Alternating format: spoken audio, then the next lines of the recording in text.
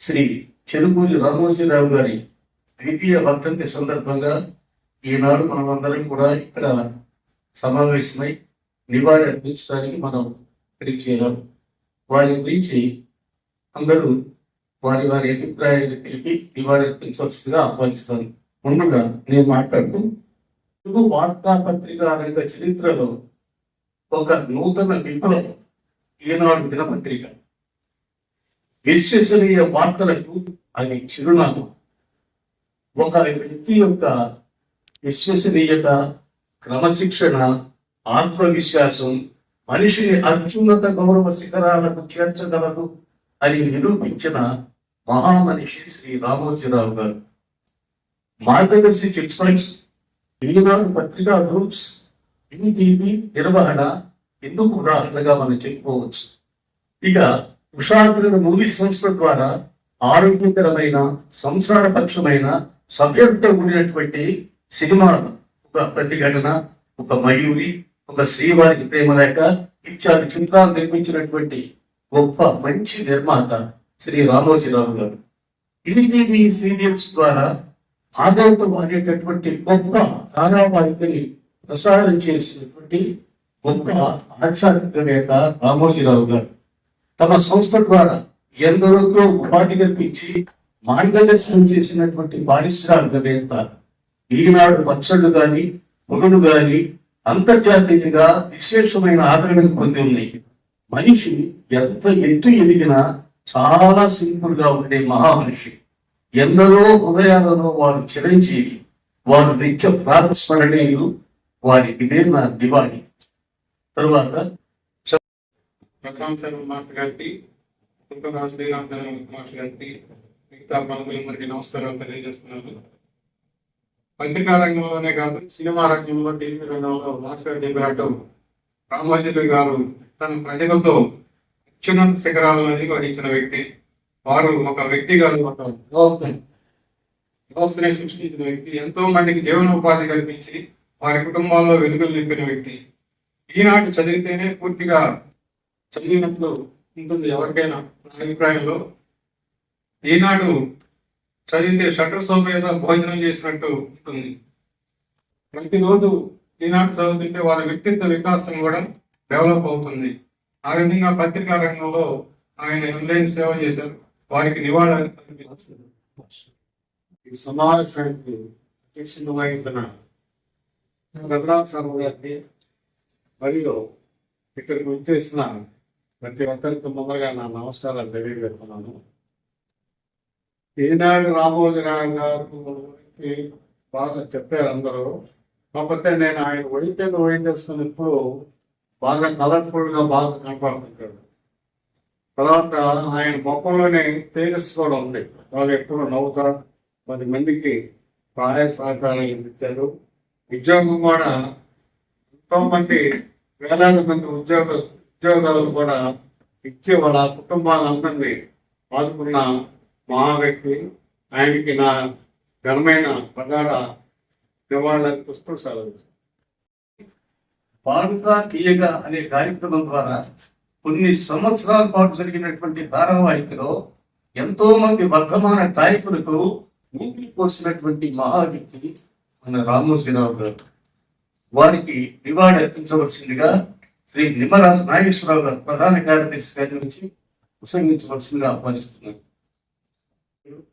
రామోజీరావు గారు కృష్ణా జిల్లాలో మచిలీపట్నం సమీపంలో చిన్న వ్యాపారం, ప్రియా పక్షులతోటి మొదలైన వ్యక్తి ఈరోజు అంతర్జాతీయంగా అన్ని రంగాల్లో, ఒక పత్రికా రంగం కాదు, వ్యాపార రంగం కాదు, సేవా రంగం కాదు, అన్ని రంగాల్లో చాలా ఎంతో వ్యక్తి.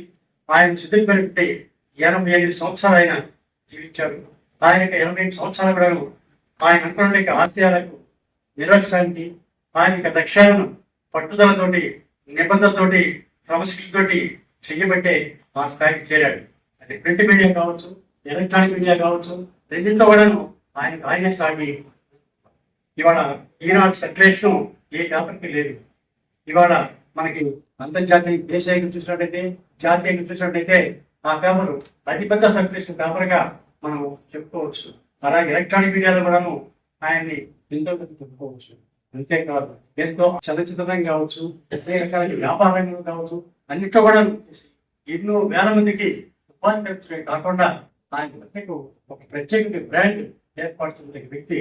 ఆయనకు హృదయపూర్వకంగా ఈ ద్వితీయ వర్గం సందర్భంగా నివాళులర్పిస్తూ సెలవిస్తూ ఈ పెద్దదైనటువంటి film studio Ramoji film studio మన తెలుగు రాష్ట్రంలో నిర్మించి తెలుగు వారికి అంకితం ఇచ్చినటువంటి మహామనిషి మహా నిర్మాత శ్రీ ఈనాడు రామోజీరావు గారు. చెరుకూరి రామోజీరావు గారిని ఆయన ఎవరు? ఈనాడు రామోజీరావు గారు, ఈనాడు రామోజీరావు అంటే ఈనాడు ద్వారా ఎంత ఆయన ప్రచారం పొందాడో మనం అర్థం చేసుకోవచ్చు. ఈనాడు పత్రిక ఎన్ని ఎడిటోరియల్స్ ఉన్నా ఈనాడులో రాసినటువంటి ఎడిటోరియలే ద బెస్ట్ ఎడిటోరియల్. అన్ని పత్రికల్లో కల్లా ఈనాడు రాసిన ఎడిటోరియల్ చాలా గొప్పగా ఉంటాయి. ఎడిటోరియల్ పేరు ప్రసిద్ధి చెందింది ఈనాడు పేపర్. అటువంటి పిల్లల్ని అది 7 గంటలు టైం అయిన ఆ వార్తలు పెట్టరా అంటే లేకపోతే యూట్యూబ్ పెట్టు. లైబ్రరీకి పోయి పేపర్ చూస్తామంటే అన్ని దేవులాడుతుంటే ఎవరన్నా ఏమంటారంటే వారు ఈనాడు ఎక్కడో చూడండి రా ముందు అంటే అది ఎవరో కొట్టేసి చూస్తా ఉంటాడు.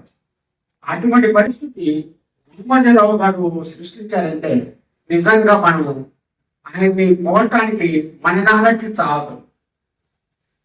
వాస్తవంగా ఆలోచిస్తే ఏ రంగంలో అదే ఇక్కడ పచ్చడి ఏంటంటే ఈనాడు మామిడికాయ పచ్చడి ఉందంట. అసలు ఏ రంగంలో, సినిమా రంగంలో, పత్రికా రంగంలో, ఏ రంగంలో చూసినా రామోజీరావు గారి పేరే మారుమోగిపోతుంది కనుక వారిని గురించి ఈ రోజు నివాళి అర్పించడానికి ఈ పుట్టరాజు వారి సంస్థానం మమ్మల్ని ఆహ్వానించినందుకు వారికి ధన్యవాదాలు తెలియజేస్తూ దీనికి నివాళి అర్పించడం అయింది. ప్రశ్నించడానికి అటు ప్రభుత్వానికి అనుకూలంగా కానీ విమర్శించడం కానీ ఎంతో ధైర్యం కావాలి. ఏదైనా సరే ప్రభుత్వంలో తప్పుంటే దాన్ని ఎత్తి చూపేటటువంటి ధైర్యం రామోజీరావు గారికి మాత్రమే. తర్వాత ఆయన తెలుగు భాష అంటే అమితమైనటువంటి అభిమానం, తెలుగు భాష మీద మిక్కిలి మక్కువ కలిగినటువంటి వ్యక్తి. అందుకనే ఆయన సొంతంగా ఆయన పత్రికల్లో మామూలుగా చూడండి ఆదివారం దినపత్రికతో పాటు ఒక ప్రత్యేకమైన బుక్లెట్ వస్తుంది. దాంట్లో చక్కటి వ్యాసాలు ఉంటాయి. తర్వాత చతుర విపుల ఇటువంటి పుస్తకాలన్నీ కూడా ఆయన ద్వారానే ప్రచురించబడి తెలుగు జాతికి ఎంతో కొంత పేరు చేకూర్చినటువంటి అటువంటి. సభకు నమస్కారం. మరి ఇక్కడ ప్రత్యేకంగా మనం ఏర్పాటు కాబడినటువంటి చెరుకూరి రామోజీరావు గారి నివాళి సందర్భంగా మనం ఆయన తెలుగు సమాజానికి అలాగే తెలుగు జాతి యొక్క గొప్పతనాన్ని ప్రపంచానికి తెలియజెప్పినటువంటి గొప్ప మేధావి. ఒక్క పేపర్ పరంగా, సినిమా పరంగానే కాకుండా ఆయన సమాజం పట్ల కూడా కొంత తన వంతు బాధ్యత నిర్వర్తించాడు. ఎందుకనంటే 1993 ఆ ప్రాంతంలో మనకి తోబుగుంటలో సారాయి ఉద్యమం అనేది చాలా ఉవ్వెత్తున లేచింది. ఆ తర్వాత అది సారాయి నిషేధానికి కూడా చాలా ఒక సంకేతంగా నిలబడింది. అతను ఆ ఈనాడు పేపర్ ద్వారా మన ప్రముఖ సంగీతకారుడైనటువంటి ఎస్పి బాలసుబ్రహ్మణ్యం గారి చేత కొన్ని పాటలు రికార్డ్ చేయించి తన పేపర్ ద్వారా ప్రతి మండలానికి కూడా క్యాసెట్లు అనేవి డిస్ట్రిబ్యూషన్ అయినాయి. ఎందుకంటే ఆ క్యాసెట్లు అనేవి దగ్గర 2010 ఆ ప్రాంతం నా దగ్గర కూడా ఉన్నాయి. ఆ క్యాసెట్లు 2 క్యాసెట్లు అనేది 2 12 పాటలు అనేది ఆయన సారా ఉద్యమానికి తనవంతు సేవగా ఆయన సమాజానికి సేవ చేశాడు. ఎందుకంటే సమాజాన్ని ఒక తాగుడి యొక్క భూతం నుంచి వాళ్ళని కాపాడటానికి తన వంతుగా, అలాగే ఎప్పుడైనా ప్రకృతి విపత్తులు వచ్చినప్పుడు తుఫాన్లు కావచ్చు, లేకపోతే పాలన వచ్చిన కరోనా విషయం కానివ్వండి, ఏ విషయంలో అయినా సరే తన వంతు బాధ్యతగా పేపర్ పరంగా కొంత సమాజానికి డొనేట్ గా చేసి ఆ తర్వాత ప్రజల నుంచి విరాళాలను సేకరించి అది ప్రజలందరికీ కూడా ఒక గృహాలుగా నిర్మించి కాలము వాళ్ళు సుఖ సంతోషంతో జీవించేటట్టు సమాజం పట్ల తన యొక్క బాధ్యత నిర్వర్తించి, మరి ఒక వ్యాపార దక్షిణే కాదు, నాకు సమాజం పట్ల కూడా నాకు కొంత అభిరుచి ఉన్నది, సమాజానికి వ్యాపారమే, సమాజం పట్ల బాధ్యత కూడా నిర్వర్తిస్తానని చెప్పేసి సమాజానికి ఒక గొప్ప విలువైనటువంటి సేవ చేసినటువంటి గొప్ప దార్శనికుడు. మరి 1974లో పేపర్ స్థాపించి మరి కొన్ని సంవత్సరాలుగా కొన్ని దశాబ్దాలుగా ప్రాంతం అగ్రస్థానంలో నిలపడం అంటే అది చాలా గొప్ప విషయము. మరి ఈ సందర్భంగా మరి ఆయన తెలుగు జాతికి తెలుగు భాష కొరకు కూడా ఆయన తెలుగు వెలుగైనటువంటి గొప్ప కార్యక్రమం నిర్వర్తించాడు. అలాగే తెలుగు భారతము ఇవన్నీ కూడా ఆయన చేసినటువంటి గొప్ప సేవలు. మరి ఆయన చనిపోవటం అనేది ఇందాక సార శ్లోకం చెప్పాడు ఏంటంటే, పుట్టినవాడు మరణించట అది పుట్టినరోజే మరి ఆ మహానుభావుడు రాసి పెడతాడు. కానీ తన జన్మాన్ని ఒక సద్వినియోగపరిచినటువంటి గొప్ప మహానుభావుడు మరి చనిపోయిన 2 సంవత్సరాలందు మరి ఆ ద్వితీయ వర్ధంతి కారణంగా మరి ఒక గొప్ప దార్శనిక నివాళులు అర్పిస్తూ మరి ఈ కార్యక్రమం చేపట్టినటువంటి పుట్టరాజు గారికి నమస్కారాలు తెలియజేస్తూ ఎందరో మహానుభావులందరికీ వందనములు. అధ్యక్షుల వారికి, పుట్టరాజు కళాక్షేత్ర అధ్యక్షుల వారికి, అదేవిధంగా అతిరథ మహారాజులు, అతిథ్య మహోదయులు అందరికీ శుభావినం. తెలుగు జాతి యావత్తు వెలుగు ఖ్యాతి ప్రసరింపజేసిన తెలుగు వీరుడు రామోజీరావు గారు అక్షరమే ఆయుధంగా మలుచుకొని ప్రపంచ దర్శనాన్ని ప్రతి వేకువని తెలుగు వాళ్ళందరికీ, అదేవిధంగా భారత జాతి యావత్తు ప్రసరింపజేసిన ఒక ప్రకాండ పండితుడు, ప్రకాండ సార్వభౌముడు రామోజీరావు గారు. అక్షరాన్ని తన ఊపిరిగా చేసుకొని తెలుగు వెలుగును ప్రసరింపజేసిన ఒక మార్గదర్శి, ఒక స్ఫూర్తిదాత రామోజీరావు గారు. అదేవిధంగా ఇటువంటి మహానుభావులు మన తెలుగు నేలను పుట్టడం మన తెలుగు జాతి చేసుకున్న ఎంతో పుణ్యప్రదం. కాబట్టి మన మహానుభావుడికి అంజలి కనిపిస్తూ తెలుస్తున్నాం. ఓం శాంతి శాంతి. విపత్తులు సంభవించినప్పుడు తన వార్తాపత్రిక ద్వారా అనేకమైనటువంటి విరాళాలు సేకరించి ఆ రాష్ట్ర ప్రభుత్వానికి కానీ భారత ప్రభుత్వానికి కానీ అందజేసినటువంటి గొప్ప వితరణశీలిగా చెప్పుకోవచ్చు ఆయన్ని. మనకి రామోజీరావు గారిని సంపాదకులుగా పోల్చాలంటే స్వాతంత్రం వచ్చిన తర్వాత వచ్చిన సంపాదకులతో పోల్చడానికి వీల్లేదు. కాశీనాథ్ నాగేశ్వరరావు పంతులు లాంటి వాళ్ళతోనూ, వీరేశ్వర పంతులు గారితోనూ, మన ప్రకాశ్ పంతులు గారితోనూ పోల్చాల్సింది. తెలుగునాట అంటే ఆంధ్రప్రదేశ్, తెలంగాణ కూడా తెలుగునాడే. సూర్యోదయం అయ్యేది చాలా మంది ఏళ్లలో ఈనాడు పత్రికతోనే నా అభిప్రాయం. ఈనాడు పత్రిక చదవకుండా ఉదయాన్ని తెలుగువాడు గడపడం చాలా తక్కువ. ఎవరో గడుపుతారు, కానీ ఈనాడు ఏమొచ్చిందన్న ఆలోచన కూడా ఉంటుంది ఇంకో పత్రిక చదివే వాళ్ళకైనా కూడా. ఈనాడు 70లో మొదలయ్యి ఇప్పటిదాకా ఇంకా తర్వాత కూడా ప్రభుత్వం భవిష్యత్తు అన్నట్టుగా ఒక వేరులాగా ఎక్కడికక్కడ వార్తల్ని సేకరించే పటిష్టమైన నిర్మాణ వ్యవస్థ వాడుతుంది. చిన్న ఊళ్ళో ఏదైనా జరిగినా కూడా ఆ విషయం విదితమైపోతుంది. ఈ విధమైన వ్యవస్థతో వార్త పట్ల బాధ్యతతో, సమాజం పట్ల బాధ్యతతో, తెలుగు భాష మీద మక్కువతో రామోజీరావు గారు ఇంతకాలం నిర్వహిస్తూ వచ్చిన పత్రికని వారి వారసులతో అలాగే కొనసాగిస్తున్నారు. ఇలాగే ఈనాడు పత్రిక ఏనాడైనా ఉండాలని రామోజీరావు గారి చల్లని దీవెనలతో అది కొనసాగాలని నేను ఆకాంక్షిస్తున్నాను. మహనీయుడు రామోజీరావు గారి గురించి చాలా విషయాలు చెప్పారు. పచ్చళ్ళు, సినిమా, ఇలా ఒకటి కాదు, చిత్ర విపుల కళా సాహిత్యం, కళా సాహిత్యం అన్నింటినీ దగ్గరికి తెలుగువాడి దగ్గరికి తీసుకొచ్చిన తలుపు తగ్గిన వాడు రామోజీరావు. ఆ మహనీయుడికి నివాళి సమర్పించడం కంటే చేయగలిగింది లేదు.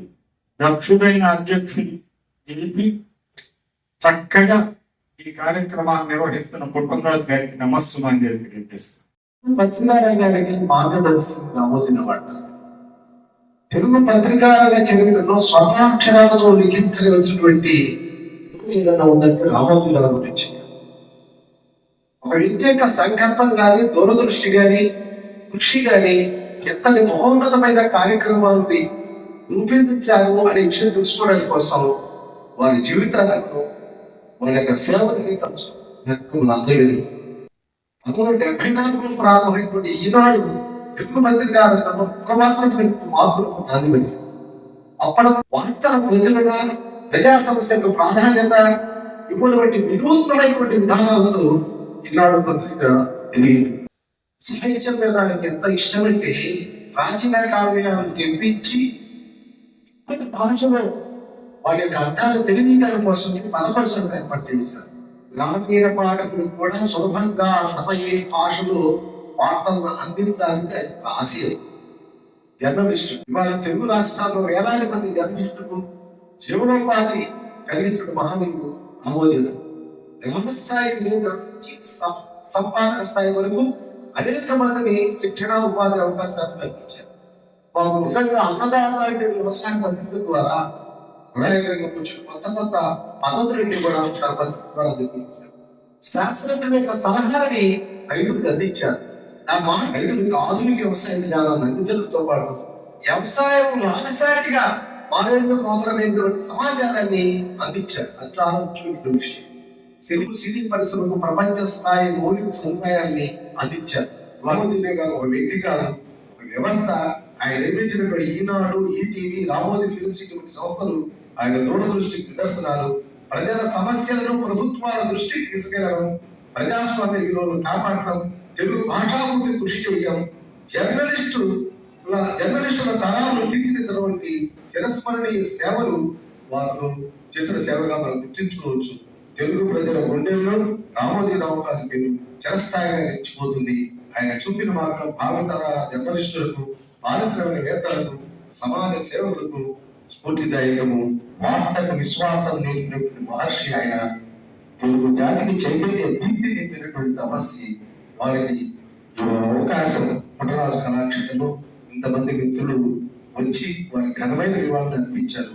వారి ఆత్మ పవిత్ర లోకాలు ఆ భగవంతు సంరక్షణలో ఉంటుందని, వారి యొక్క ఆశయాలని, ఆలోచనలు నేర్చుకోవడం అలవర్చుకోవాలని వారి మార్గంలో మనందరం పయనించాలని అనుకుంటూ ధన్యవాదాలు. అన్నగారు చాలా చక్కగా ఇవాళ కార్యక్రమాన్ని నిర్వహించారు.